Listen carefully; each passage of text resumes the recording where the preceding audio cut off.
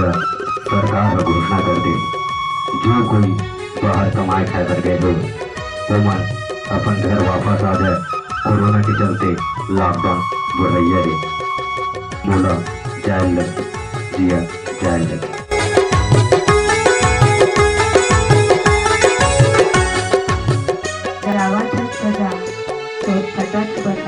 गोरिया जाबे वो रानी जन भुलाबे वो, गोरिया जाबे वो रानी जन भुलाबे वो।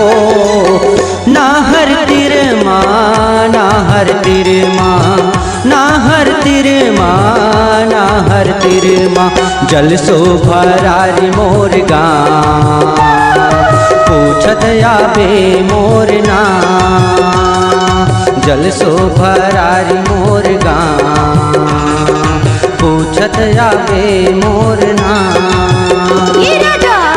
जाऊंगा मोला नहीं बुलाओ ना, राजा जाऊंगा मोला नहीं बुलाओ ना। ना हर तिर माँ ना हर तिर माँ ना हर तिर माँ ना हर तिर माँ। पूछत आऊँ तोर ना जल सो भरारी तोर गाँ। पूछत आऊँ तोर ना जल सो भरारी तोर गाँ।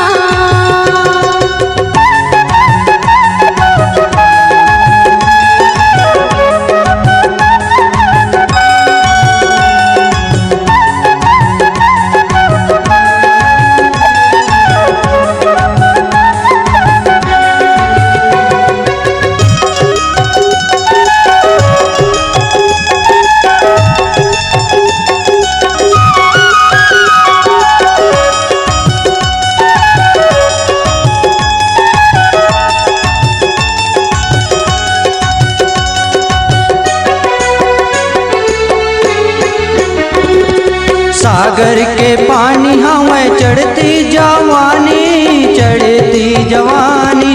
हर हर हर हर हर हर हाँ हर हर हर हर हर हर हाँ। सागर के पानी हमें चढ़ती जवानी चढ़ती जवानी। उम्र है मोर 18 साल पूछत आबे मोर ना। जल सो भरारी मोर गाँ पूछत आबे मोर ना।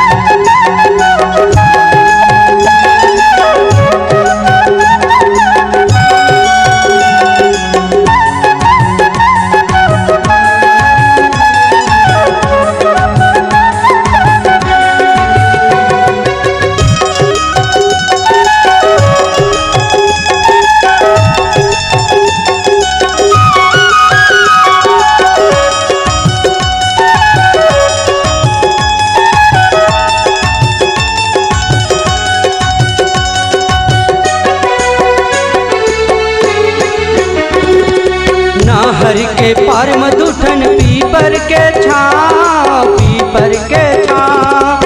हर हर हर हर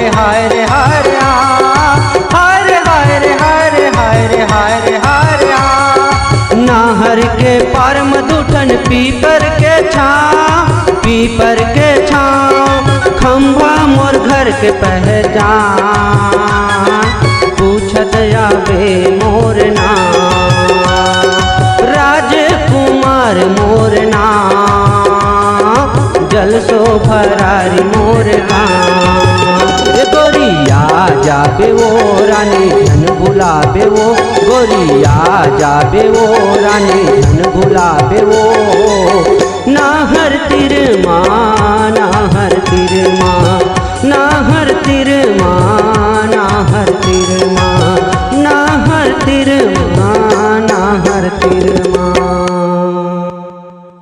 संगवारी हो, जय जोहार जय छत्तीसगढ़। आप मन ला हमार वीडियो अगर अच्छा लगी सो है तो बिल्कुल लाइक करिए, सब्सक्राइब करिए, कमेंट करिए, लाल बटन दबाए बर जरूर जय जोहार जय छत्तीसगढ़।